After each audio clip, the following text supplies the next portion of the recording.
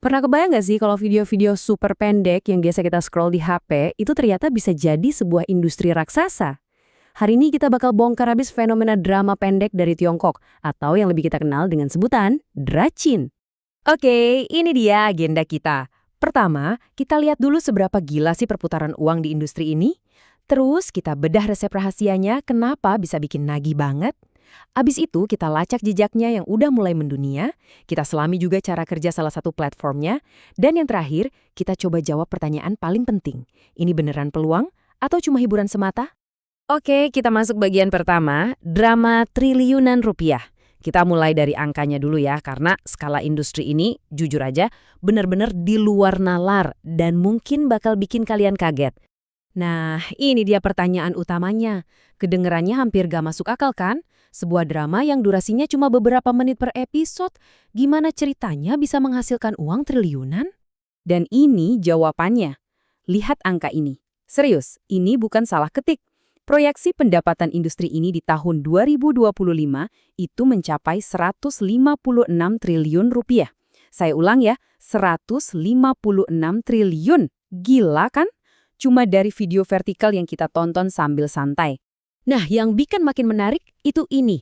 Lihat deh gimana pasar Dracin ini sekarang benar-benar mendominasi dunia. Bahkan raksasa hiburan yang udah kita kenal banget kayak Jepang dan Korea Selatan aja dilewatin. Dan bukan cuma dilewatin tapi ditinggal jauh di belakang. Ini bukan lagi sekedar tren, ini udah kayak pergeseran kekuatan besar di peta hiburan global. Dan jangan kira ini cuma fenomena sesaat yang bakal hilang gitu aja. Proyeksinya nunjukin angkanya bakal terus meroket. Bahkan diperkirakan bisa nyampe 265 triliun rupiah di tahun 2030. Jadi jelas ya, ini bukan sensasi sesaat. Ini adalah roket yang baru aja lepas landas. Oke, pertanyaan krusialnya sekarang, gimana cara mereka ngelakuin ini semua? Apa sih rahasia dibalik kesuksesan yang cepet banget ini? Yuk, kita bongkar resepnya. Kuncinya itu ada di model bisnis yang efisiensinya luar biasa. Gini deh, bayangin ya, satu serial drama lengkap itu syutingnya cuma butuh 8-10 hari.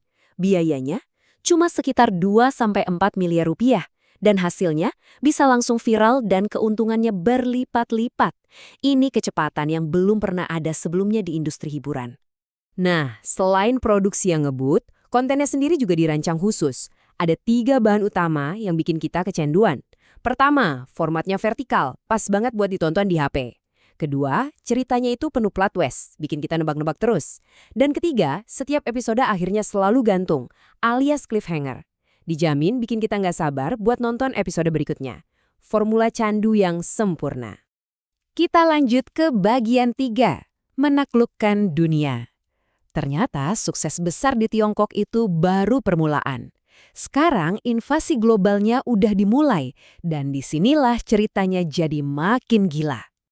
Ini benar-benar luar biasa. Coba lihat, aplikasi-aplikasi Dracin kayak Reels Short dan Drama Box itu kalau digabungin udah menguasai setengah dari seluruh pasar drama pendek di Amerika Serikat.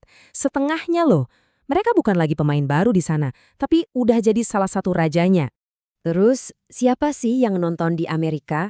Ternyata pasarnya spesifik banget. Kebanyakan itu perempuan, usianya antara 30-60 tahun.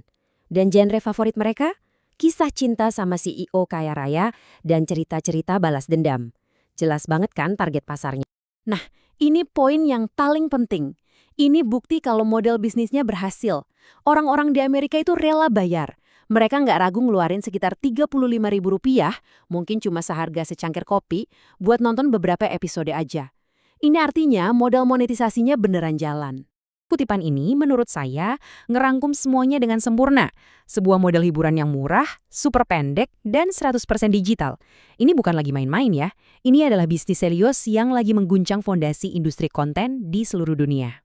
Masuk ke bagian 4, cara kerja Short Pro. Nah, dengan pertumbuhan secepat ini, pasti banyak yang mulai nanya, gimana caranya saya bisa ikutan?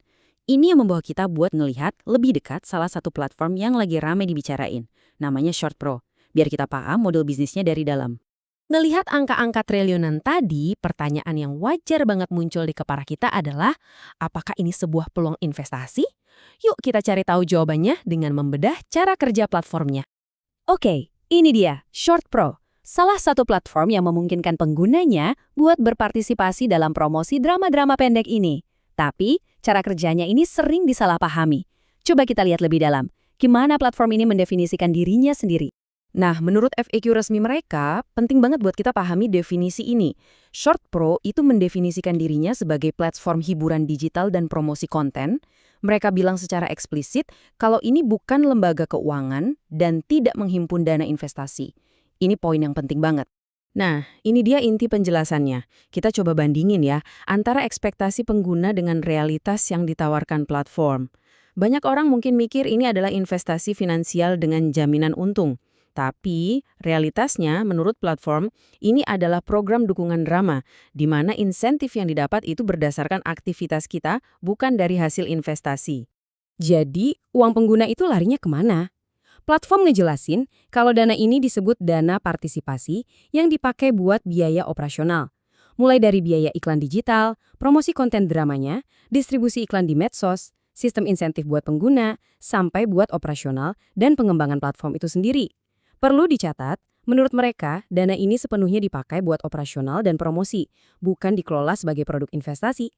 Oke, sekarang kita udah punya semua faktanya di tangan. Mari kita coba jawab pertanyaan terakhir. Jadi, ini sebenarnya peluang bisnis atau murni cuma bentuk hiburan baru? Soal legalitas, platform ini beroperasi secara legal di Indonesia. Tapi, ada tapinya, dan ini penting, legalnya sebagai platform hiburan digital. Karena bukan lembaga keuangan atau investasi, makanya platform ini nggak berada di bawah pengawasan otoritas seperti OJK atau Bapepti. Pernyataan dari platform ini sendiri makin memperjelas poin terpenting yang harus kita ingat. Program dukungan drama bukan investasi dan tidak menjanjikan keuntungan tetap. Insentif bergantung pada aktivitas dan kebijakan program yang berlaku. Ini adalah disclaimer yang sangat jelas buat ngatur ekspektasi kita. Jadi, setelah melihat angka-angka triliunan, model bisnis yang super efisien, ekspansi global yang masif, dan cara kerja spesifik dari platform kayak Short Pro, sekarang pertanyaannya saya kembalikan ke kalian. Apakah kalian melihat sebuah peluang di sini?